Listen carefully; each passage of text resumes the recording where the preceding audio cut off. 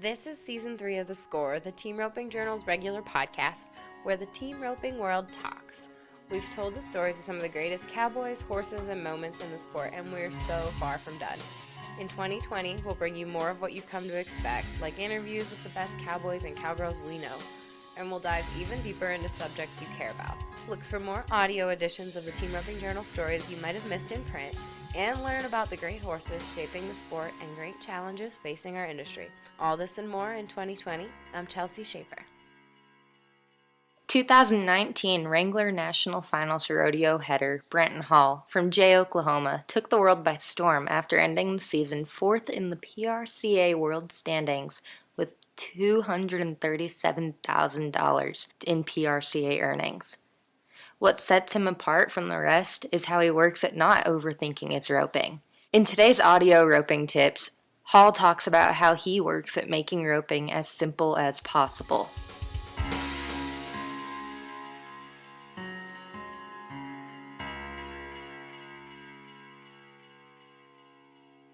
Hey everyone, this is Brenten Hall. Chelsea contacted me earlier on this week and asked me if I would talk to you guys about some roping tips. Here's kind of my take on it. Honestly, here lately I haven't been getting a rope that much. I've had a few little minor setbacks in my life at the moment. I've had a little bit of barn fire and it burned up part of my tack room and had to start rebuilding that. So it has set me back a little bit and I haven't been getting a rope as much as I would like to. But then again, it has been a really good time for a break for my horses and for me and myself to just recuperate a little bit and kind of hopefully rejuvenate myself towards it a little bit more.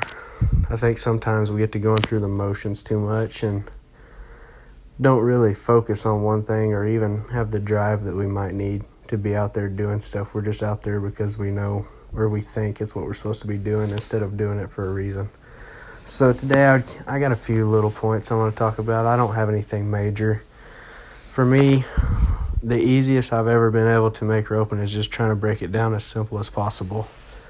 So for me, to make it simple, right off the bat, scoring good and your horse scoring good will make every part of the run 10 times better. To me, team roping is a very big chain reaction sport. So if your horse scores good, well, the next step's going to come easier. Like riding across the line is going to be easier. Finding where the steer is heading and beating him to that and getting to the spot you need to be ahead of the steer the whole time is easier if your horse is wanting to score good. If he wants to leave flat and score good, you can reach easier. You can go just chase the steer. Everything about that run is easier if your horse scores good. If your horse doesn't score good, you either break the barrier or you're late. Well, if you break the barrier, you've already cost yourself. You're not going to be able to win anything. And if you're late, then you panic and try to make stuff happen. And 9 times out of 10, it doesn't happen the way you want it to. So what I would like to talk about that is just scoring. Like in general, I don't think enough people probably score their horse as much as they should. And just being in the box with them. It's not just riding in the box, turning around, scoring your horse, nodding as soon as you turn around, scoring him, letting the next steer walk in there, never riding him forward and just nodding and going.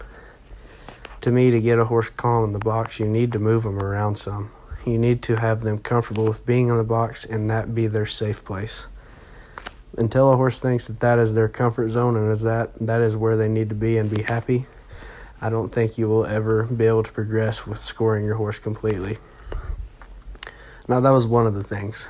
The other thing that I've noticed while being off, working on my place and trying to get my house ready and my barn ready for the new place I'm moving into, and I haven't got to rope as much as I'd like, just like I said, and I think that has made me realize a lot for like the folks that do have day jobs and are weekenders, want to go rope at the World Series or want to go rope at the All-Star Team ropings on the weekends.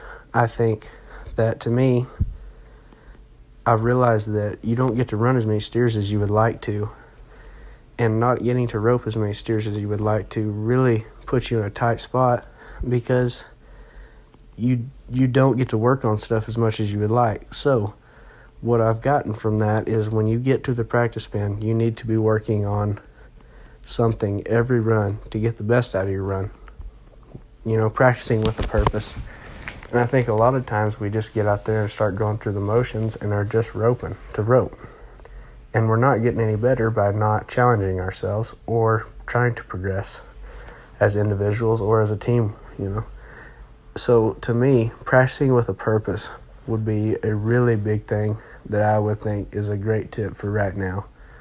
Because for me, I have noticed it more than usual when everything's going on and we're not in this COVID-19 crisis like we are. And we're going to rodeos and jackpots. That's my only way of making a living. So, and a lot of us is the only way that we're trying to make a living. And a lot of people's dreams are to make a living that way. So we don't really recognize it or notice it as much when we just go practice every day all day long and then we go home. But I think practicing with a purpose and making those steers count. If you only get to run 10 steers a day, try to do something on every one of those steers, all 10 of those steers. Don't waste any one of those steers in the practice pen. Try to get the best out of yourself. Try to get the best out of your horse. And so on and so forth. Because going to the practice pen and just roping and not actually working on something every run is not bettering you, and it's not bettering your horse, and your partner's maybe not getting the best licks because you're not even working on something to make it easier or to make it better or to progress or to become better. So I would like to talk about that. That's what I'm trying to talk about here, is working on when you get to go do something, when you get to run those steers, make them count. And a lot of the times I like to set it up when I'm practicing, like, okay, this time, let's go to Reno. Okay, well, Reno is 2 and a short. I'm going to run 3 steers just like I run at Reno. I'm going to see full shoulder around the end of the gate, and I'm going to try to be 5 flat on every steer, but good controlled 5 flats where I can do it every time. And I think that's what a lot of people need to work on in the practice pen, is that too. Don't just rope steers. Don't leave with every steer. See a start like you might be going to that next place. The next place you're going to, start preparing for that during the week, 4 or 5 days before you know where you're going somewhere. Start preparing yourself. You know kind of what it's going to be. If it's a jackpot, it's probably going to be a longer score. If it's a higher leveled roping, or if it's a lower leveled roping, it's probably going to be a World Series barrier or a quick start, whatever you want to call it. But prepare yourself for that. Start seeing that start and getting a good feel for it, and making those runs count in the practice pen, so that when you do show up and are ready to rope, you're ahead of everybody else and you're ready to win. That's kind of my take on things, guys. I don't really, that's where I talk about the simpleness of it. I don't really break team roping down a lot. I try to keep it really simple, and I won't have a bunch of tips to tell you guys that are just like certain little drills that I do or stuff like that. I try to just keep it really simple. Simple for me, simple for my horse, and simple for my partners. And that, to me, makes everybody's life easier, and it's easier to read that. Like that's black and white. Like, that's clear, Your partner sees what you're doing, your horse can understand what you're trying to get him to do, and you can really, really get something out of that. So, I don't know if that helped anybody. I hope it helped somebody. But if it did, I sure appreciate it. I'm glad I got to talk to you guys today. God bless and take care.